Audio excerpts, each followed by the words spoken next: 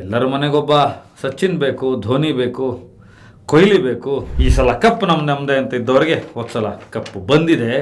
ಆ 11 ಜನರ ಸಾವಿನ ಮೇಲೆ, ಅವರ ಸಮಾಧಿಯ ಮೇಲೆ, ಅವರ ಹೆಣದ ಮೇಲೆ ಈ ಮ್ಯಾಚ್ ಶುರುವಾಗ್ತಾ ಇದೆ. ಆ 10 ತಂಡ ಇದೆಯಲ್ಲ, ಅವ್ರಗಳಿಗೆ ಅವ್ರ ಜೋಬಿಗೆ ದುಡ್ಡು ಹಾಕಕ್ಕೇನೆ ನಾವು ಕೂತ್ಕೊಂಡಿರೋ ಥರ ಇದೆ. ಮೊಬೈಲ್ಗಳಲ್ಲಿ ಕೋಟ್ಯಾಂತರ ಜನ ಕ್ರಿಕೆಟ್ ನೋಡೋದಕ್ಕೆ ಕೂತ್ಕೊಂಡ್ಬಿಡ್ತಾರೆ. ಸಿಸ್ಟಮ್ ಅನ್ನೋದಿದೆಯಲ್ಲ, ಅದು ಸೇರಿ ಮಾಡಿದ ಕೊಲೆ ಇದು. ಈ ವ್ಯವಸ್ಥೆ ಮಾಡಿದ ಹತ್ಯೆ ಅದು. 11 ಜನರ ಸಾವು. ಜೂನ್ 4, 2025 ಒಂದು ಸಲ ನೆನಪಿಸ್ಕೊಂಡು IPL ಮ್ಯಾಚ್ಗೆ ಹೋಗೋಣ. ಸ್ನೇಹಿತರೆ ನಮಸ್ಕಾರ. IPL ಶುರುವಾಗ್ತಾ ಇದೆ. ಮತ್ತೆ ಕ್ರಿಕೆಟ್. ನಿಸ್ಸಂದೇಹವಾಗಿ ಕ್ರಿಕೆಟು ವಿಶ್ವದಾದ್ಯಂತ ಹೆಸರಿರ್ತಕ್ಕಂಥ ಒಂದು ಆಟ. ಸ್ಪೋರ್ಟ್ಸಲ್ಲಿ ಅತಿ ಹೆಚ್ಚು ಬಿಸ್ನೆಸ್ ಕೊಡುವ ಒಂದು ಕ್ರೀಡೆ. ಸಣ್ಣ ಮಕ್ಕಳಿಂದ ಹಿಡಿದು ವಯೋವೃದ್ಧರ ತನಕ ಎಲ್ಲರಿಗೂ ಕ್ರಿಕೆಟ್ ಆಡಬೇಕು ಅಂತಲೂ ಆಸೆ, ನೋಡಬೇಕು ಅಂತಲೂ ಆಸೆ. ಎಲ್ಲರ ಮನೆಗೊಬ್ಬ ಸಚಿನ್ ಬೇಕು, ಧೋನಿ ಬೇಕು, ಕೊಹ್ಲಿ ಬೇಕು ಅನ್ನೋದೊಂದು ಅಷ್ಟು ಅಯಸ್ಕಾಂತದ ಥರ ಇರತಕ್ಕಂಥ ಒಂದು ಕ್ರೀಡೆ ಇದು ಮತ್ತೆ ಶುರುವಾಗಿದೆ.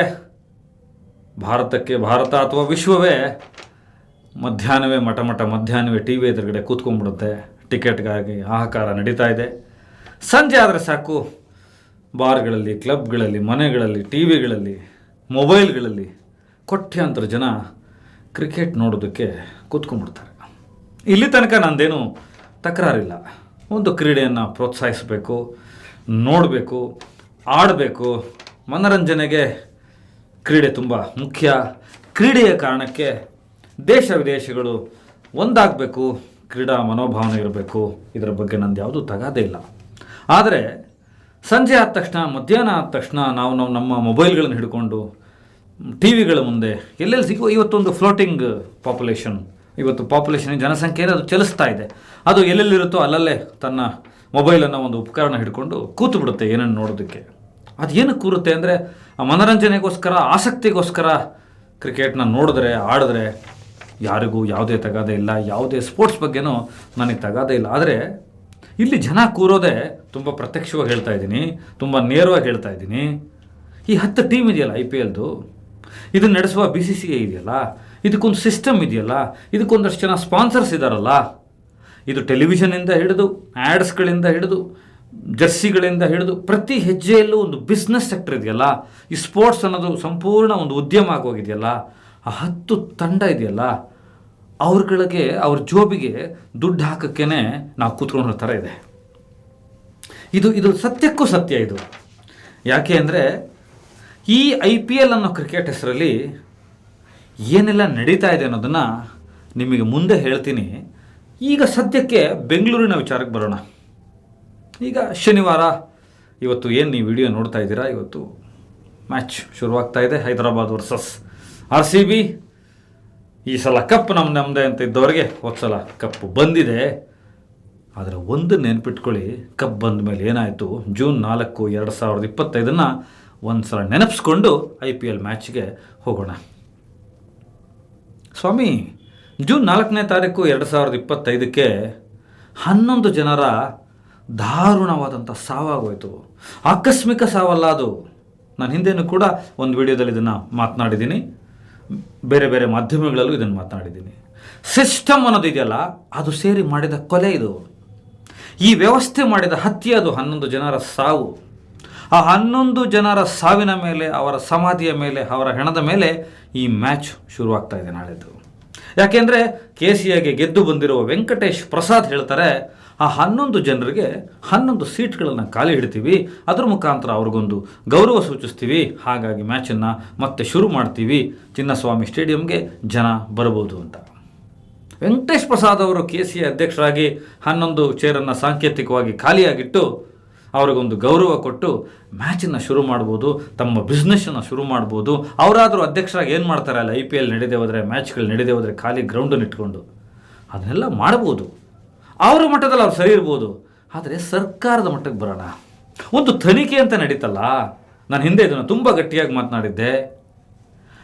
ಆಕ್ಸಿಜನ್ ಸಪ್ಲೈಯಲ್ಲಿತ್ತು, ಇಂಟೆಲಿಜೆನ್ಸ್ ರಿಪೋರ್ಟ್ ಏನಾಗಿತ್ತು, ಇಷ್ಟು ಜನಸಂಖ್ಯೆ ಸೇರುತ್ತೆ, ಇಷ್ಟು ಲಕ್ಷ ಜನ ಸೇರ್ತಾರೆ ಅಂದರೆ ನಿಮ್ಮ ಪ್ರಿಕಾಷನರಿ ಮೆಥಡ್ಗಳೇನಿತ್ತು, ಅದಕ್ಕೆ ಪೊಲೀಸಿಂಗಿಗೆ ಒಂದು ಪ್ರೋಟೋಕಾಲ್ ಇದೆಯಲ್ಲ, ಅದೇನು ಮಾಡ್ತು? ಎಷ್ಟು ಗೇಟ್ಗಳನ್ನು, ಎಮರ್ಜೆನ್ಸಿ ಗೇಟ್ಗಳನ್ನು ಇಟ್ಕೋಬೇಕಾಗಿತ್ತು, ಎಷ್ಟು ಆಂಬುಲೆನ್ಸ್ಗಳನ್ನು ಇಟ್ಕೋಬೇಕಾಗಿತ್ತು, ಎಷ್ಟು ಆಕ್ಸಿಜನ್ ಸಿಲಿಂಡರ್ಗಳನ್ನು ಇಟ್ಕೋಬೇಕಾಗಿತ್ತು, ಜನರಿಗೆ ಒಳ ಹೋಗೋಕ್ಕೆ ಜಾಗ ಇತ್ತು, ಆದರೆ ಹೊರಗಡೆ ಬರೋದಕ್ಕೆ ಇದರಿಂದ ಎಕ್ಸಿಟ್ ಎಂಟ್ರೀಸ್ ವ್ಯಾಲ್ಯೂಸ್ ಕೊಡಬೇಕಾಗಿತ್ತು. ಇದನ್ನು ಏನೂ ಮಾಡ್ದಲೆ 11 ಜನ ಅಸ್ತಂಗತರಾದರು, ಒಂದು 25 ಜನ ಕೈಕಾಲು ಕಳ್ಕೊಂಡ್ರು. ತುಂಬ ಮಾರಣಾಂತಿಕವಾಗಿ ಏಟ್ಗಳಾಗಿದೆ, ಅವ್ರು ಹೇಳ್ಕೊಳಕ್ಕಾಗಲ್ಲ, ಕ್ಲೈಮ್ ಮಾಡ್ಕೊಳಕ್ಕಾಗಲ್ವಲ್ಲ, ಅವ್ರಿಗೇನೋ ಒಂದು ಪರಿಹಾರವನ್ನು ಸರ್ಕಾರ ಕೊಟ್ಟು ಬಿಡ್ತು. ಅಲ್ಲಿಗೆ ಈ ಕೆಲಸ ಮುಗಿದೋಯ್ತಾ? ಯಾರ್ದಾದ್ರೂ ತಲೆದಂಡ ಆಯ್ತಾ ಈ ವಿಚಾರಕ್ಕೆ? ದೊಡ್ಡ ದೊಡ್ಡ IAS ಆಫೀಸರ್ಸ್ಗಳಿದ್ದರು, IPSನವರಿದ್ದರು. ಸ್ವತಃ DK ಶಿವಕುಮಾರ್ ಅವರು IPL ಕಪ್ ಇಟ್ಕೊಂಡು ಮುತ್ತು ಕೊಟ್ಕೊಂಡು ಕೊಹ್ಲಿಯ ಪಕ್ಕ ಹೋದರು. ಇದನ್ನೆಲ್ಲ ಒಂದು ಸಲ ಮರುಕಳಿಸ್ಕೋಬೇಕು, ನಾವು ನೆನಪಿಸ್ಕೋಬೇಕು. ಯಾಕೆ ಅಂದರೆ ಆ 11 ಜನರ ಸಾವಿಗೆ ಇದುವರೆಗೂ ಉತ್ತರ ಸಿಗಲಿಲ್ಲ, ಪರಿಹಾರ ಕೊಟ್ಟರೆ ಆಗಲಿಲ್ಲ. ಸ್ವಾಮಿ ಸಿದ್ದರಾಮಯ್ಯನವರೇ, ನಿಮ್ಮದು ಪಾತ್ರ ಇದರಲ್ಲಿ ತುಂಬ ಕಡಿಮೆ ಮುಖ್ಯಮಂತ್ರಿಯಾಗಿ. ಆದರೆ ಒಂದು ವ್ಯವಸ್ಥೆ ಒಂದು ಕೊಲೆ ಮಾಡ್ತಲ್ಲ, ಯಾವ್ದಾದ್ರೂ ಅಧಿಕಾರಿಯ ತಲೆದಂಡ ಆಯ್ತಾ? ಯಾರಿಗಾರು ಶಿಕ್ಷೆ ಆಯ್ತಾ? ಹೋಗಲಿ, ಕೋರ್ಟಲ್ಲಿ ಕೇಸ್ ನಡೀತಲ್ಲ, ಅದೇನಾಯಿತು? ಅದು ಇನ್ನೊಂದು ದೊಡ್ಡ ಎಪಿಸೋಡ್ ಆಗುತ್ತೆ, ಅದಕ್ಕೆ ಮತ್ತೊಂದು ವಿಡಿಯೋ ಮಾಡಬೇಕು. ಪಾರ್ಟಿ ಮಾಡಿದ್ರಲ್ಲ ನೀವು KC ಅವ್ರನ್ನ, RCB ತಂಡನೂ ಪಾರ್ಟಿ ಮಾಡಿದ್ರಲ್ಲ, ಅದು ಎಷ್ಟು ನೀಟಾಗಿ ವಿಡ್ರಾ ಮಾಡ್ಕೋತಾ ಇದ್ದಾರೆ ಗೊತ್ತಾ? ಇವತ್ತು ಆ ಕೋರ್ಟ್ ಕೇಸು ಕೆಲವೇ ದಿನಗಳಲ್ಲಿ ಮುಗಿದು ಹೋಯಿತು ಅಂತ ನಿಮ್ಗೊಂದು ಸುದ್ದಿ ಬರುತ್ತೆ ನೋಡಿ. ಈಗ ಆಲ್ರೆಡಿ ಅದು ಸತ್ತು ಹೋಗಿದೆ ಕೋರ್ಟಲ್ಲಿ. ಏನೇನು ಅಡ್ಜಸ್ಟ್ಮೆಂಟ್ ಮಾಡ್ಕೋಬೇಕಾಗಿದೆ ಸರ್ಕಾರ, ಮತ್ತು ಈ ವಿಚಾರಗಳಲ್ಲಿ ಎಲ್ಲ ಮಾಡ್ಕೊಂಡ್ಬಿಟ್ಟಿದೆ. ನಾನು ನ್ಯಾಯಾಂಗದ ಬಗ್ಗೆ ಮಾತನಾಡೋಕ್ಕೆ ಹೋಗಲ್ಲ, ಈಗ ನನಗೆ ಗೌರವ ಇದೆ. ಮುಗಿದೋಯ್ತು ಆ ಕೇಸು. ಆ 11 ಜನರ ನೆತ್ತಿಯ ಮೇಲೆ, 11 ಜನರ ಸಾವಿನ ಮೇಲೆ ಅವರಿಗೊಂದು ನ್ಯಾಯವೂ ಸಿಗದೆ IPL ಮ್ಯಾಚ್ ಮತ್ತೆ ಶುರುವಾಗ್ತಾ ಇದೆ. ಈ ಮ್ಯಾಚ್ ಶುರುವಾಗೋದ್ರ ಜೊತೆಗೆ ವಿಧಾನಸಭಾ ಅಧಿವೇಶನದಲ್ಲಿ ಇದರ ಬಗ್ಗೆ ಸರಿಸುಮಾರು 45 ನಿಮಿಷ ಚರ್ಚೆ ನಡೆಯುತ್ತೆ. ನಾನು ಇಲ್ಲೊಂದು ಪಟ್ಟಿ ಹಾಕ್ತೀನಿ. 1 ನಿಮಿಷಕ್ಕೆ ವಿಧಾನಸೌಧ ಅಧಿವೇಶನ ನಡೀಬೇಕು ಅಂದರೆ ಬಡವನ ದುಡ್ಡು, ಟ್ಯಾಕ್ಸ್ ಪೇಯರ್ ದುಡ್ಡು 14,000ದಿಂದ 15,000 ಖರ್ಚಾಗುತ್ತೆ. ಬೆಳಗಾವಿಯಲ್ಲಿ ನಡೆಸ್ತಾರಲ್ಲ ಇವರು ವಿಧಾನಸಭೆ ಅಧಿವೇಶನ, ವಿಶೇಷ ಅಧಿವೇಶನ ಅಂತ, ಅದಕ್ಕೆ 1,30,00,000 ಹಣ ಖರ್ಚಾಗುತ್ತೆ. ಇಲ್ಲಾದರೆ ಬೆಂಗಳೂರಿನಲ್ಲಾದರೆ 70 ಲಕ್ಷ ಖರ್ಚಾಗುತ್ತೆ. ಎಷ್ಟು ಜನ ಸೇರಬೇಕು, ಎಷ್ಟು ಜನ ಅಧಿಕಾರಿಗಳು ಹೋಗಬೇಕು, ಎಷ್ಟು ಟ್ಯಾಕ್ಸ್ ಪೇಯರ್ಸ್ ಮನಿ ದುಡ್ಡಲ್ಲಿ ನೀವೇನು ಮಾಡ್ತಾ ಇದ್ದೀರಾ ಅಂತಂದರೆ, ಮುನಿರತ್ನ ಅವರು ರೇಪಿಸ್ಟು, ಮುನಿರತ್ನ ಅವರು ಇನ್ನೊಂದು, ಮುನಿರತ್ನ ಅವರು ಏಡ್ಸ್ ಇಂಜೆಕ್ಷನ್ ಕೊಟ್ಟಿದ್ದು ನಾನು ನೋಡಿಲ್ವಾ ಅಂತೇಳಿ DK ಶಿವಕುಮಾರ್ ಅವರು ವೈಯಕ್ತಿಕವಾಗಿ ಚಾರ್ಜ್ ಮಾಡ್ತಾ ಇದ್ದಾರೆ. DK ಶಿವಕುಮಾರ್ ಮುಂದಿನ ಮುಖ್ಯಮಂತ್ರಿ ರಾಜ್ಯಕ್ಕೆ. ಅವರ ಸಿಟ್ಟನ್ನು ಅಲ್ಲಿ ಹಾಕೋತಾ ಇದ್ದಾರೆ. ಅವ್ರು ಇಲ್ಲದೆ ಹೋದಾಗ ಮುನಿರತ್ನ ಏನು ಮಾಡಿದ್ರು ಅಂತ ಪರಸ್ಪರ ಕೆಸರು ಚಾಟ ಮಾಡ್ಕೋತಾ ಇದ್ದಾರೆ, ವೈಯಕ್ತಿಕ ತೇಜೋವಧೆ ಮಾಡ್ಕೋತಾ ಇದ್ದಾರೆ. ಇಲ್ಲಿ ಮುನಿರತ್ನ ಸರಿ ಅಂತಲೂ ಹೇಳ್ತಾ ಇಲ್ಲ, ನಾನು DK ಶಿವಕುಮಾರ್ ಅವ್ರು ತಪ್ಪು ಅಂತಲೂ ಹೇಳ್ತಾ ಇಲ್ಲ. ಆದರೆ DK ಶಿವಕುಮಾರ್ ಅವ್ರ ಬಗ್ಗೆ ಯಾಕೆ ಮಾತಾಡ್ತಾ ಇದ್ದೀನಿ ಅಂತ, ಅವರಿಗೆ ಜವಾಬ್ದಾರಿ ಇದೆ. ನಾನಾದರೂ ಸರಿ ಅವ್ರನ್ನ ಮುಂದಿನ ಇನ್ನೂ ದೊಡ್ಡ ಮಟ್ಟದ ನಾಯಕ ಅಂತ ನಂಬಿಕೊಂಡಿದ್ದೀನಿ, ಒಪ್ಕೊಂಡಿದ್ದೀನಿ. ಅದಕ್ಕೆ ಅವ್ರನ್ನ ಪ್ರಶ್ನೆ ಕೇಳ್ತೀನಿ. I am asking questions to my leader. ನಾನು ಮುನಿರತ್ನ ಅವರಿಗೆ ಪ್ರಶ್ನೆ ಕೇಳೋಕ್ಕಾಗಲ್ಲ. 14,000ದಿಂದ 15,000 ರೂಪಾಯಿ 1 ನಿಮಿಷಕ್ಕೆ ಖರ್ಚಾಗುವ ಹಣದಲ್ಲಿ ಸೆಷನಲ್ಲಿ ನೀವೇನು ಮಾಡ್ತಾ ಇದ್ದೀರಾ? ಆ ಸೆಷನ್ನಲ್ಲಿ ಪ್ರಶ್ನೆ ನಡೀತದೆ.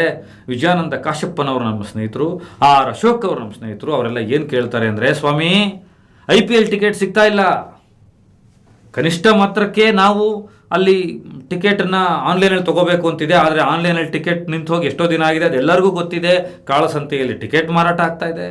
ನಮ್ಮ ಕುಟುಂಬಗಳಿಗಾರು 5 ಟಿಕೆಟ್ ಕೊಡಿ, ನಮಗೆ 5 ಟಿಕೆಟ್ ಕೊಡಿ. MLAಗಳಿಗೆ ನಮ್ಮ ಮರ್ಯಾದೆ ಹೋಗ್ತಾ ಇದೆ. ನಮ್ಮ ಫ್ಯಾಮಿಲಿನ ನಾವು ಕರ್ಕೊಂಡೋಗಿ ಮ್ಯಾಚ್ ತೋರಿಸ್ಬೇಕು ಅಂದರೆ ಎಲ್ಲಿ ತೋರಿಸೋದು?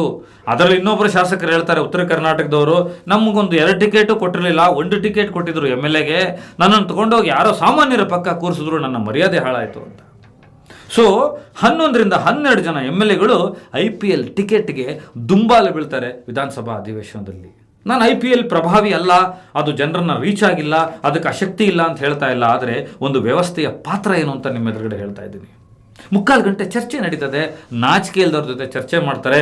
ಕೊನೆಗೆ DK ಶಿವಕುಮಾರ್ ಅವರ ತಲೆಗೆ ಒಂದು ಜವಾಬ್ದಾರಿಯನ್ನು ಕಟ್ತಾರೆ ಸ್ಪೀಕರ್ ಅವರು. ಏನಂದರೆ 5 ಟಿಕೆಟನ್ನು ಕೊಡಿಸ್ಬಿಡಿ ಎಲ್ಲ MLAಗಳಿಗೆ. ಇದು ತಮಿಳ್ನಾಡಲ್ಲಾಗಿದೆ, ನಾಟ್ ಓನ್ಲಿ ಕನ್ನಡ.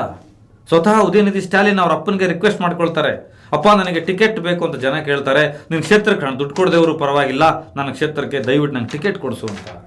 ರಾಜಸ್ಥಾನದಲ್ಲಾಗಿದೆ, ಡೆಲ್ಲಿಯಲ್ಲಾಗಿದೆ, ಬೇರೆ ಬೇರೆ ಅಧಿವೇಶನಗಳು ಎಲ್ಲಿ ನಡೆಯುತ್ತೋ ಅಲ್ಲೆಲ್ಲ ಚರ್ಚೆ ಆಗಿದೆ. ಅವರೆಲ್ಲರಿಗೂ ಸೇರಿ ಹೇಳ್ತಾ ಇದ್ದೀನಿ, ಏನು ಮಾಡ್ತಾ ಇದ್ದೀರಾ ನೀವು? ಒಂದು ಕಡೆ IPLನ ಹೆಸರಿನ ಅವಸರದ ಚುನಾವಣಾ ಪ್ರಚಾರದ ಥರ ಮಾಡ್ಕೋತಿರೋದು. ಅದು ನಿಮ್ಗೊಂದು ಎಲೆಕ್ಷನ್ ಪ್ರಚಾರದ ಥರ ಇರುತ್ತೆ, ನಿಮ್ಮ ಪಕ್ಷದ ಪ್ರಚಾರದ ಥರ ಮಾಡ್ತೀರಾ. ಅದರಲ್ಲಿ ಜನ ಸತ್ತೋಗ್ತಾರೆ, ಅವರಿಗೆ ಸಾವಿಗೆ ನ್ಯಾಯ ಕೊಡಲ್ಲ ನೀವು. ಇನ್ನೊಂದು ಅಧಿವೇಶನಗಳಲ್ಲಿ ತಮ್ಮ ತಮ್ಮ ಕುಟುಂಬಕ್ಕೆ ಒಂದಷ್ಟು ಟಿಕೆಟ್ ಕೊಡಿ ಅಂತ ದುಂಬಾಲು ಬೀಳ್ತೀರಾ, ಅಂಗ್ಲ ಹಚ್ಕೊಂಡ್ಬಿಡ್ತೀರಾ. IPL ಮನರಂಜನೆ ಈ ಮಟ್ಟಕ್ಕಾಗಬಾರ್ದು. ಚುನಾಯಿತ ಪ್ರತಿನಿಧಿಗಳು ಜೋಕರ್ಗಳಾಗುವ ಮಟ್ಟಕ್ಕಾಗಬಾರ್ದು. ನಿಮಗೆ ಗೊತ್ತಿರಲಿ ಸ್ನೇಹಿತರೆ, 16.32 ಎಕರೆ ಜಾಗ ಸರ್ಕಾರದ್ದು ಕೊಟ್ಟಿರೋದು ಚಿನ್ನಸ್ವಾಮಿ ಸ್ಟೇಡಿಯಂಗೆ. ಅದರಲ್ಲಿ 1600 ರೂಪಾಯಿ ಮಾಸಿಕ ಬಾಡಿಗೆ ತಗೋತಾರಂತೆ. ಜನರ ದುಡ್ಡು ಎಲ್ಲೆಲ್ಲಿ ಹೋಗ್ತಾ ಇದೆ ನೀವು ಒಂದ್ಸಲ ಗಮನಿಸ್ಕೋಬೇಕು. IPL ನೋಡಿ, ಆದರೆ ಈ ವಿಚಾರ ತಿಳ್ಕೊಂಡು ನೋಡಿ. ಈ ವಿಚಾರ ಮಾಹಿತಿ ನಿಮ್ಮ ಹತ್ರ ಇರಲಿ. 1600 ರೂಪಾಯಿ ಮಾಸಿಕ ಬಾಡಿಗೆ. ಎಷ್ಟೋ KSRTCಗಳ ಮೇಲೆ ದೊಡ್ಡ ದೊಡ್ಡ ಬಿಲ್ಡಿಂಗ್ಗಳನ್ನು ಕೊಟ್ಟಿದ್ದಾರಲ್ಲ ಬೇರೆ ಬೇರೆಯವ್ರಿಗೆಲ್ಲ, 90 ರೂಪಾಯಿ ವರ್ಷಕ್ಕೆ, 900 ರೂಪಾಯಿ 10 ವರ್ಷಕ್ಕೆ. ಈ ಥರ ಲೀಸ್ ಅಮೌಂಟ್ಗಳಿಗೆ ಕೊಡ್ತಾರೆ ಬೇರೆ ಬೇರೆ ಖಾಸಗಿ ಸಂಸ್ಥೆಗಳಿಗೆ. ಇಲ್ಲಿ KCAಗೆ 1600 ರೂಪಾಯಿ ಕೊಟ್ಟಿದ್ದಾರೆ. 16.32 ಎಕರೆ ಜೊತೆಗೆ ಇನ್ಫ್ರಾಸ್ಟ್ರಕ್ಚರ್. ಎಷ್ಟು ನೀರಿಗೆ ಡಿಸ್ಕೌಂಟ್ ಇದೆ, ಎಷ್ಟು ಕರೆಂಟ್ಗಿದೆ, ಬೇರೆ ಏನಕ್ಕೆಲ್ಲ ಇದೆ ಜನರ ದುಡ್ಡು. ಆದರೆ ಸಾಮಾನ್ಯ ಜನರೇ ಅಲ್ಲೋಗಿ ಮ್ಯಾಚ್ ನೋಡೋಕ್ಕಾಗಲ್ಲ. ಸಾಮಾನ್ಯ ಜನರಿಗೆ ಇವತ್ತು ನನ್ನ ಸ್ನೇಹಿತರು ಹೇಳ್ತಾರೆ, ಕನಿಷ್ಠ ಪಕ್ಷ ನನಗೆ ಒಂದು 100 ಕಾಲ್ ಬಂದಿರ್ಬೋದು. ಯಾಕಂದರೆ ಅಣ್ಣ ಕ್ರಿಕೆಟಲ್ಲಿ ಇರೋದರಿಂದ, CCL ನಡೆಸೋದ್ರಿಂದ ನಮಗೆಲ್ಲ ಕ್ರಿಕೆಟ್ ಗೊತ್ತಿದೆ ಅನ್ನೋದು ಅವ್ರಿಗೊಂದು ಇರ್ತದೆ ಮಾಹಿತಿ. 25,000 30,000 ತನಕ ಇವತ್ತು ಎರಡಕ್ಕೆ ಸ್ನೇಹಿತರೆ ಬೆಲೆ ಇರೋದು. ಒಂದು ಗ್ಯಾಸ್ ಸಿಲಿಂಡರ್ಗೆ, ಇನ್ನೊಂದು IPL ಟಿಕೆಟ್ಗೆ.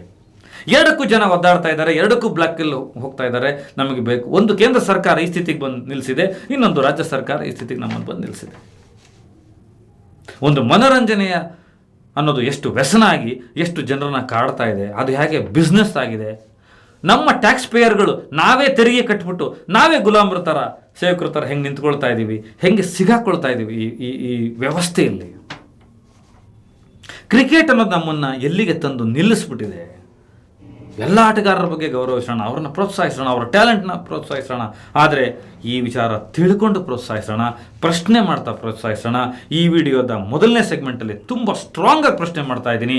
ಆ 11 ಜನರ ಆತ್ಮದ ಮೇಲೆ, ಅವರ 11 ಜನರ ಸಮಾಧಿಯ ಮೇಲೆ ನಡೀತಿರತಕ್ಕಂಥ ಈ IPLಗೆ ಮತ್ತು IPL ಹೆಸರಲ್ಲಿ ಒಂದು ದೊಡ್ಡ ಗೇಮನ್ನು ನಡೆಸಿದಂತಹ, ಒಂದು ಸಾವಿನ ಗೇಮನ್ನೇ ನಡೆಸಿ, ಅದ್ಯಾವುದೋ ನೆಟ್ಫ್ಲಿಕ್ಸಲ್ಲಿ ವೆಬ್ ಸೀರೀಸ್ ಬರುತ್ತಲ್ಲ, ಸ್ಕ್ವಿಡ್ ಗೇಮ್ ಥರ, ಅದನ್ನು ನಡೆಸಿ ಮತ್ತೆ IPL ಶುರು ಮಾಡ್ತಿರೋರು ಎಲ್ಲರಿಗೂ ಒಂದು ಧಿಕ್ಕಾರ ಇರಲಿ ಅಂತ ನಾನು ಕೇಳ್ಕೊತೀನಿ. ಸ್ನೇಹಿತರೆ, ನಿಮ್ಮ ಸ್ನೇಹಿತರೋ, ನಿಮ್ಮ ಸಹೋದರರೋ, ನಿಮಗಿಂತ ಚಿಕ್ಕವರೋ ದೊಡ್ಡವರೋ ಯಾರೇ ಇರಲಿ, ಅವ್ರ ಮೊಬೈಲಲ್ಲಿ ಏನೇನು ಆ್ಯಪ್ಗಳಿರುತ್ತೆ ಅಂತ ನೋಡಿ. ಈ IPL ಶುರುವಾದಾಗ ನಾನು ಆ್ಯಪ್ಗಳ ಹೆಸರನ್ನು ಹೇಳಿ ಪ್ರಮೋಟ್ ಮಾಡೋದಕ್ಕೆ ಹೋಗೋದಿಲ್ಲ. ಕೆಲವು ಆ್ಯಪ್ಗಳು ಮೋಷನ್ ಶೂಟ್ ಕೆಲವ್ರ ಮೊಬೈಲಲ್ಲಿರುತ್ತೆ. ಆ ಆ್ಯಪ್ಗಳೆಲ್ಲ ಏನು ಮಾಡ್ತವೆ ಅಂತಂದರೆ, ಇಲ್ಲಿ ಪಟ್ಟಿ ಬರುತ್ತೆ ನೋಡಿ, ಅವು IPL ಬೆಟ್ಟಿಂಗ್, ಆನ್ಲೈನ್ ಬೆಟ್ಟಿಂಗ್ನ ಅಧಿಕೃತವಾಗಿ ಪ್ರಮೋಟ್ ಮಾಡ್ತವೆ. ಈ ವರ್ಷ ಈ ತಿಂಗಳಲ್ಲೇ ಬೇರೆ ಬೇರೆ ಆನ್ಲೈನ್ ಬೆಟ್ಟಿಂಗ್ ಕುರಿತಂತೆ ಕೇಂದ್ರ ಸರ್ಕಾರ 3,000ಕ್ಕೂ ಹೆಚ್ಚು ಆ್ಯಪ್ಗಳನ್ನು ಡಿಲೀಟ್ ಮಾಡಿದೆ. ಆದರೆ ಅದೇನೋ ಕೇಂದ್ರ ಸರ್ಕಾರಕ್ಕೆ ಸೆಲೆಕ್ಟಿವ್ ಅಮ್ನಿಷಿಯನೋ, ಜಾಣ ಕ್ಯೂಡೋ, ಅಥವಾ ಇದು ರಾಜ್ಯ ಸರ್ಕಾರದವ್ರಿಗೂ ಜವಾಬ್ದಾರಿ ಇದೆ, ಇವ್ರುಗಳಿಗೆ ಅದು ಏನಾಗುತ್ತೋ ಗೊತ್ತಿಲ್ಲ. IPL ಶುರುವಾಗೋ ಹೊತ್ತಿಗೆ ತುಂಬ ಪ್ರಮುಖವಾದಂಥ, ಈಗ ಆಲ್ರೆಡಿ ಮಾರ್ಕ್ ಆಗಿರ್ತಕ್ಕಂಥ, ಕ್ರೈಮ್ ವಿಭಾಗದ ಒಳಗಡೆ ಹೋಗಿರ್ತಕ್ಕಂಥ, ಸೈಬರ್ ಒಳಗಡೆ ಹೋಗಿರ್ತಕ್ಕಂಥ ಹಲವಾರು ಆ್ಯಪ್ಗಳನ್ನು ಇದುವರೆಗೂ ಡಿಲೀಟ್ ಮಾಡಿಲ್ಲ. ಅದರ ಬದಲಿಗೆ ಇನ್ನೊಂದಷ್ಟು ಹೆಚ್ಚು ಆ್ಯಪ್ಗಳು ಸೇರ್ಪಡೆಗೊಂಡಿದ್ದಾವೆ. ಇವೇನು ಮಾಡ್ತವೆ? ಹವಾಲಾನ ಬೆಳೆಸ್ತವೆ, ಬೆಟ್ಟಿಂಗನ್ನು ಬೆಳೆಸ್ತವೆ, ಅತಿ ಹೆಚ್ಚು ದೊಡ್ಡ ದೊಡ್ಡದ ಅಮೌಂಟ್ಗಳು, ಮೊತ್ತದ ಹಣ ಕಾಸು ಚಲನೆಗೆ ಬರುತ್ತೆ.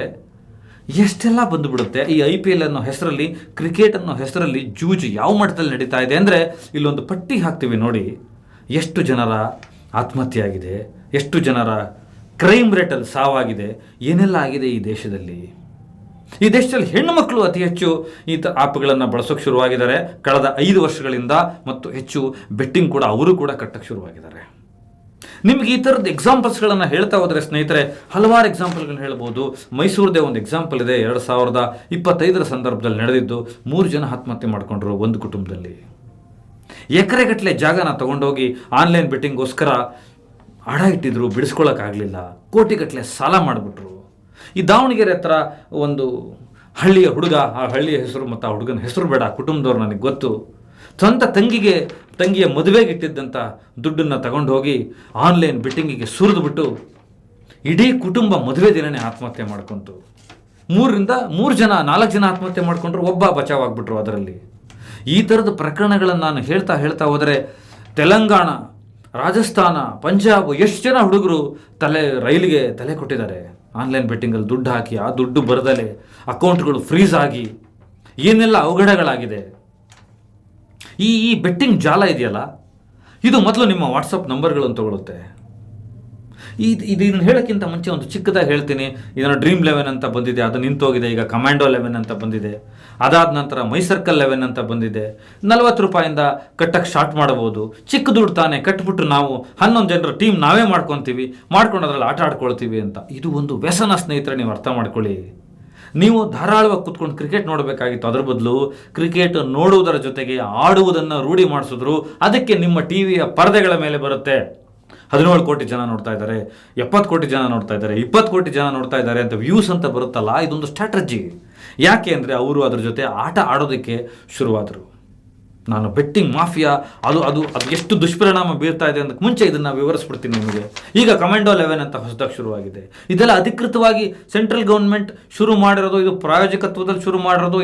ಇದು ಎಲ್ಲ ಸ್ಟೇಡಿಯಂ ಒಳಗಡೆ ಇದರ ಪ್ರಚಾರ ನಡೀತದೆ. ನಿಮಗನ್ಸುತ್ತೆ ಸ್ನೇಹಿತರೆ 40 ರೂಪಾಯಿ ಅಲ್ವಾ, ಏನು ಗಂಟೆ ಹೋಗುತ್ತೆ, ಇದರಲ್ಲಿ ಲಕ್ಷ ರೂಪಾಯಿ ಎಲ್ಲ ದುಡಿದಿರೋರು ಇದ್ದಾರಲ್ಲ ಅಂತ. ಕೆಲವು ಸೀಮಿತವಾದ ವ್ಯಕ್ತಿಗಳಿಗೆ ನಿಮ್ಮ ಅಕ್ಕಪಕ್ಕದ ಇದು ಜೂಜಿನ ಸ್ವಭಾವವೇ ಹೀಗೆ, ಜೂಜಿರೋದೇ ಹೀಗೆ, ಇದರಿರುವ ಮನಃಶಾಸ್ತ್ರವೇ ಹೇಗೆ. ಒಂದಷ್ಟು ಜನಕ್ಕೆ 1 ಲಕ್ಷನೋ 2 ಲಕ್ಷನೋ ಎಷ್ಟೋ ಒಂದು ಕೊಡುತ್ತೆ. 3 ಕೋಟಿ ತನಕ ಗೆಲ್ಬೋದು ಅಂತಾರೆ. ಆದರೆ ಎಷ್ಟು ಜನ ಗೆಲ್ತಾರೆ, ಆದರೆ ಎಷ್ಟು ಜನ ಹಣ ಹಾಕ್ತಾರೆ, ಎಷ್ಟು ಕೋಟಿ ಜನ 50 ರೂಪಾಯಿ ಹಾಕೊಂಡು ಕೂತಿರ್ತಾರೆ. ಆ ದುಡ್ಡು ಯಾರಿಗೆ ಹೋಗುತ್ತೆ? ಇದನ್ನು ನೀವು ಒಂದು ಎಕನಾಮಿಕಲಿ ಯೋಚನೆ ಮಾಡಬೇಕು. ಎರಡನೇದು ಮಾನಸಿಕವಾಗಿ ಯೋಚನೆ ಮಾಡಬೇಕು. ನೀವು ಮಾನಸಿಕವಾಗಿ ಎಷ್ಟು ವೀಕ್ ಆಗ್ತಾ ಹೋಗ್ತಾ ಇದ್ದೀರಾ, ನಿಮ್ಮದೇ ಒಂದು ಭ್ರಮಾಲೋಕಕ್ಕೆ ಹೋಗಿದ್ದೀರಾ ನೀವು. ಇದನ್ನು ಆಡುವ ಎಲ್ಲ ಸ್ನೇಹಿತರಿಗೆ ಇದನ್ನು ತೋರಿಸಿ, ದಯವಿಟ್ಟು ಕಳಿಸಿ ವಿಡಿಯೋನ ಅವ್ರಿಗೆ. ಅವರು ನನ್ನ ಸ್ನೇಹಿತರು, ನನ್ನ ಮನೇಲಿ ನಾನು ಪಕ್ಕ ನೋಡಿದ್ದೀನಿ, ಅವರು ವಿಚಲಿತರಾಗಿರ್ತಾರೆ. ಬಾಲ್ ಟು ಬಾಲ್ ನೋಡ್ತಾ ಇರ್ತಾರೆ. ಅದನ್ನು ಅವ್ರದೇ ಆದ 11 ಜನರು ಟೀಮ್ ಮಾಡ್ಕೊಂಡಿರ್ತಾರೆ. ಅಯ್ಯೋ ಇದ್ರ ವೈಸ್ ಕ್ಯಾಪ್ಟನ್ ಹಿಂಗಾದ, ಇವನಾದ, ಬೌಲರ್ ಮಾಡಬೇಕಾಗಿದ್ದ, ಒಂದು ಬ್ಯಾಟಿಂಗ್ ಮಾಡ್ದ, ಒಂದು ಭ್ರಮೆಗೆ ಹೋಗಿ ಅವರ ಭ್ರಮೆಯಲ್ಲಿ ಒಂದು ಮ್ಯಾಚ್ನ ನೋಡ್ತಾ ಇರ್ತಾರೆ. ಮಾನಸಿಕವಾಗಿ ಬ್ಲಾಕ್ಔಟ್ ಆಗಿರ್ತಾರೆ. ಅವ್ರು ಎದುರುಗಡೆ ಟಿವಿಲಿ ನಡೀತಾ ಇರ್ತಕ್ಕಂಥ ಮ್ಯಾಚು ನೋಡಲ್ಲ, ಸ್ಟೇಡಿಯಮಲ್ಲಿ ಕೂತಿರೋ ಮ್ಯಾಚ್ಗಳನ್ನು ನೋಡಲ್ಲ. ಅವರು ಅಲ್ಲಿ ಏನು ನಡೀತಾ ಇದೆ, ಒಬ್ಬ ಎಷ್ಟು ಪ್ರತಿಭೆಯಿಂದ ಆಟ ಆಡ್ತಾ ಇದ್ದಾನೆ, ಎಷ್ಟು ಕಷ್ಟಪಟ್ಟಿದ್ದಾನೆ, ಎಷ್ಟು ಫಿಟ್ ಆಗಿದ್ದಾನೆ, ಅದನ್ನು ನೋಡಲ್ಲ. ಏನು ಟೆಕ್ನಾಲಜಿ ಬಳಸ್ತಾ ನೋಡಲ್ಲ. ಅವರು ಭ್ರಮಾಲೋಕಕ್ಕೆ ಹೋಗಿದ್ದಾರೆ. ಇದು ಮನುಷ್ಯನನ್ನು ಮಾನಸಿಕವಾಗಿ ಕುಗ್ಗಿಸ್ತಾ ಇದೆ, ಅವನನ್ನು ಭ್ರಮೆಗೆ ಈಡು ಮಾಡ್ತಾ ಇದೆ. ಸ್ಕ್ರೀಜೋಫಿನಿಕ್ ಆಗ್ತಾರೆ ಈ ಥರದ ಆದವರು. ಎಚ್ಚರಿಕೆ ಇರಲಿ ನಿಮಗೆ. ಈ ಆಟಗಳನ್ನು ತುಂಬ ಪ್ರೋತ್ಸಾಹಿಸಬೇಡಿ ಅಂತ ಹೇಳ್ತಾ ಬೆಟ್ಟಿಂಗಿಗೆ ಬರ್ತೀನಿ ವಾಪಸ್. ನಾನೇನಾದರೂ ಬೆಟ್ಟಿಂಗಲ್ಲಿ, ಅದು ಕ್ರಿಕೆಟ್ ಬೆಟ್ಟಿಂಗಲ್ಲಿ ಪರ್ಟಿಕ್ಯುಲರ್ ಆಗಿ IPL ಇಂಥ ಸಂದರ್ಭದಲ್ಲಿ ಎಷ್ಟು ಜನ ಯಾವ್ಯಾವ ಥರ ಮನೆ ಮಠ ಕಳ್ಕೊಂಡಿದ್ದಾರೆ, ಮದುವೆ ದುಡ್ಡು ಇಟ್ಟಿದ್ದಾರೆ, ಎಕರೆಗಟ್ಟಲೆ ಜಮೀನುಗಳನ್ನ ಇಟ್ಟಿದ್ದಾರೆ. ಈ ಹವಾಲ ಹೇಗೆ ನಡೆಯುತ್ತೆ ಅಂತ ಹೇಳಿದ್ರೆ ಬೆಚ್ಚು ಬಿದ್ದುಬಿಟ್ಟೆ ನಾನೇನೆ ಒಂದು ಕ್ಷಣ. ಅವರ ಮೂಲ ಟೆಕ್ನಿಕ್ ನಿಮ್ಮ ವಾಟ್ಸಪ್ ನಂಬರ್ ತಗೋತಾರೆ. ಹ್ಯಾಕರ್ಸ್ಗಳಿಗೆ ನಿಮ್ಮ ನಂಬರನ್ನು ಕೊಡ್ತಾರೆ. ಮೊದಲೇ ಹೇಳ್ತಾರೆ ನಿಮ್ಮಲ್ಲಿರುವ ಫೋಟೋಗಳು, ನಿಮ್ಮ ದೂರವಾಣಿ ಸಂಖ್ಯೆ ಮತ್ತು ನಿಮ್ಮ ಮೊಬೈಲಲ್ಲಿ ಏನೇನು ಡಾಟಾ ಇದೆ ಎಲ್ಲದೂ ನಮ್ಮದು ಅಂತ ಸೈನ್ ತಗೋತಾರೆ ಲಿಂಕಲ್ಲಿ. ಬಾಲ್ ಟು ಬಾಲ್ ಆಡ್ತಾರೆ. ನಿಮಗೆ 100 ಸಿನಿಮಾ ಬಂದಿದೆ ಇದ್ರ ಬಗ್ಗೆ. ನಿಮಗೆ ಇದ್ರ ಬಗ್ಗೆ ತುಂಬ ಅವೇರ್ನೆಸ್ ಹೇಳಿದ್ದಾರೆ ಜನ. ಆದರೆ ಇದರ ರೇಟಿಂಗು ಹೆಚ್ಚು ಆಗ್ತಾನೇ ಹೋಗ್ತಾ ಇದೆ. ಕರ್ನಾಟಕದಲ್ಲೇ ನಿಮಗೆ ಕನಿಷ್ಠ 33 ಜನ ಆತ್ಮಹತ್ಯೆ ಮಾಡ್ಕೊಂಡಿದ್ದಾರೆ ಒಂದು ವರ್ಷದಲ್ಲಿ, 2025ರಲ್ಲಿ. ಇನ್ನು ಭಾರತಾದ್ಯಂತ ಹೆಚ್ಚಿದೆ. ಆಮೇಲೆ ಈ ಪ್ರಕರಣಗಳನ್ನು ವ್ಯವಸ್ಥೆ ಮುಚ್ಚಾಕುತ್ತೆ. ಯಾಕಂದರೆ ಈ ಬೆಟ್ಟಿಂಗ್ ಆ್ಯಪ್ಗಳನ್ನು ಮಾಡೋದು ಸರ್ಕಾರ, ಈ ಬೆಟ್ಟಿಂಗನ್ನು ನಡೆಸುವಲ್ಲಿ ಪೊಲೀಸ್ ಆಫೀಸರ್ಗಳ ಕೆಲವು ಪಾತ್ರ ಇರುತ್ತೆ, ಹವಾಲ ದುಡ್ಡು ಕೊಡೋದ್ರಲ್ಲಿ ಸಿಸ್ಟಮ್ ಪಾತ್ರ ಇರುತ್ತೆ. ಇದರಲ್ಲಿ ಸಿಸ್ಟಮ್ ಕೂಡ ಅತಿ ದೊಡ್ಡ ಪಾತ್ರ ಇದೆ ಯುವಕರು ಹಾಳಾಗೋಕ್ಕೆ, ನಾಶ ಆಗೋಕ್ಕೆ. ನೀವು ಅವರು ಹೇಳಿದ ಟೈಮಿಗೆ ದುಡ್ಡು ಕೊಡದೆ ಹೋದರೆ ನಿಮ್ಮ ವಿಡಿಯೋಗಳನ್ನು ಮಾರ್ಫ್ ಮಾಡ್ತಾರೆ, ನಿಮ್ಮ ಪರ್ಸ್ನಲ್ ಮಾಹಿತಿಯನ್ನು ಬಹಿರಂಗ ಮಾಡ್ತಾರೆ. ನಿಮ್ಮ ಅಷ್ಟು ಕಾಂಟ್ಯಾಕ್ಟ್ಗಳಿಗೆ, ನಿಮ್ಮ ವಾಟ್ಸಪ್ಗಳಿಗೆ ಅಷ್ಟು ಹೋಗುತ್ತೆ ನಿಮ್ಮ ಮಾಹಿತಿ. ನಿಮ್ಮನ್ನು 100 ಥರದಲ್ಲಿ ಬ್ಲಾಕ್ ಮಾಡ್ತಾರೆ. ನಿಮ್ಮನ್ನು ಹೇಗೆಲ್ಲ ಬ್ಲ್ಯಾಕ್ ಮೇಲ್ ಮಾಡ್ತಾರೆ ಗೊತ್ತಾ? ನಿಮ್ಮ ಅಕೌಂಟ್ಗಳನ್ನು ಫ್ರೀಸ್ ಮಾಡ್ತಾರೆ. ನಿಮ್ಮ ಜನಜೀವನ, ನಿಮ್ಮ ಬದುಕನ್ನೇ ಸರ್ವನಾಶ ಮಾಡ್ತಾರೆ. ಕ್ಷಣ ಮಾತ್ರದಲ್ಲಿ ಅದು ನಿಮಗೆ ತಡ್ಕೊಳ್ಳೋಕ್ಕೂ ಶಕ್ತಿ ಇರಲ್ಲ, ಪುರುಸೊತ್ತಿರಲ್ಲ. ಇದನ್ನೆಲ್ಲ ಮಾಡಿ ನಿಮ್ಮ ಹಣ ವಸೂಲಿ ಮಾಡ್ತಾರೆ. ಇದರಿಂದ ಎಷ್ಟು ಜನ ಊರು ಬಿಟ್ಟಿದ್ದಾರೆ ಗೊತ್ತಾ? ಇದು ಭಾರತದಲ್ಲಿ ಅತಿಯಷ್ಟು ದೊಡ್ಡ ದಂಧೆಯಾಗಿ ಹೋಗಿದೆ. ಕ್ರಿಕೆಟ್ ನೋಡಿ, ಮತ್ತೆ ಹೇಳ್ತಾ ಇದ್ದೀನಿ, ಕ್ರಿಕೆಟ್ ನೋಡೋದು ತಪ್ಪಲ್ಲ, ಕ್ರಿಕೆಟ್ ಆಡೋದು ತಪ್ಪಲ್ಲ. ಆದರೆ ಈ ಥರದ ಸ್ನೇಹಿತ ನಿನ್ನ ಪಕ್ಕದಲ್ಲಿ ಮಾಡ್ತಾ ಇದ್ದಾರೆ, ಅವ್ನಿಗೆ ಹೇಳಿ ನೀನು ಸ್ಕ್ರೀಜೋಫಿನಿಕ್ ಆಗ್ತೀಯಾ, ಸೈಕಾಲಜಿಕಲಿ ನಾಳೆ ಕಾಯಿಲೆಗೊಳಗಾಗ್ತೀಯಾ, ನೀನು ಪ್ರೆಸೆನ್ಸ್ ಆಫ್ ಮೈಂಡಿಂದ ದೂರ ಆಗ್ತಾ ಇದೆಯಾ, ನಿನಗೆ ಇದೆಲ್ಲೋ 1 ಲಕ್ಷ 2 ಲಕ್ಷ ಬರುತ್ತೆ ಅನ್ನೋದು ನಿನ್ನ ಸ್ನೇಹಿತನಿಗೆ ಬಂದಿದ್ದು ಅದು ಭ್ರಮೆ. ಇದು ಭ್ರಮೆಯ ಬಿಸ್ನೆಸ್. ಇದು ಈ ಬೆಟ್ಟಿಂಗ್ ಮಾಫಿಯಾ ಹೋಗಬೇಡ, ಸತ್ತು ಹೋಗ್ತೀಯಾ. ಇದು ಎಷ್ಟು ನಡೀತಾ ಇದೆ, ಎಷ್ಟು ಪತ್ರಿಕೆಗಳಲ್ಲಿ ಬರ್ತಾ ಇದೆ. ನಾವು ಇದರಿಂದ ಎಚ್ಚೆತ್ಕೋಬೇಕಾಗಿದೆ. ಇದನ್ನು ಇನ್ನೊಂದು ಹೇಳ್ತೀನಿ, ಈ ಆ್ಯಪ್ಗಳನ್ನು ನಡೆಸೋರು ಯಾರು? ನಾನು ಒಂದು ಸಣ್ಣ ರಿಸರ್ಚ್ ಮಾಡಿದೆ. ತುಂಬ ಗಟ್ಟಿಯಾಗಿ ಹೇಳ್ತಾ ಇದ್ದೀನಿ, ಆ್ಯಪನ್ನು ನಡೆಸೋರು ಸರ್ಕಾರದಲ್ಲಿರುವ ಒಂದೇ ಭಾಗದರೆ, ಸರ್ಕಾರದ ಒಳಗಡೆ ಇರೋರೆ, ಈ ಸಿಸ್ಟಮ್ನ ಪಾರ್ಟಲ್ಲಿರೋರೆ, ಅತಿ ಹೆಚ್ಚು ಪ್ರಾಶಸ್ತ್ಯವನ್ನು ಈ ಸಮಾಜದಲ್ಲಿ ತೊಗೊಂಡಿರೋರೆ ಈ ಆ್ಯಪ್ಗಳನ್ನ ನಡೆಸ್ತಾರೆ. ಹಾಗಾಗಿ ಈ ಆ್ಯಪ್ಗಳು ಡಿಲೀಟ್ ಕೂಡ ಆಗೋದಿಲ್ಲ. ಈ ಆ್ಯಪ್ಗಳಿಂದ ಅವರು ದೊಡ್ಡ ದೊಡ್ಡ ಮನೆಗಳನ್ನು ಕಟ್ಕೊಂಡು ದೊಡ್ಡ ದೊಡ್ಡ ಬಿಸ್ನೆಸ್ ಸಾಮ್ರಾಜ್ಯವನ್ನೇ ಮಾಡಿಕೊಂಡು ಅವರು ಬದುಕ್ತಾ ಇದ್ದಾರೆ. ನೀವೇನಾಗ್ತಾ ಇದ್ದೀರಾ? ನಿಮಗೆ ಧೋನಿ, ಕೊಹ್ಲಿ, ಇನ್ಯಾರೋ ಆಟಗಾರರು ಆದರ್ಶ ಅನ್ನಿಸ್ಬೋದು, ಆದರೆ ನೀವುಗಳ ಆದರ್ಶ ಆಗೋದು ಯಾವಾಗ?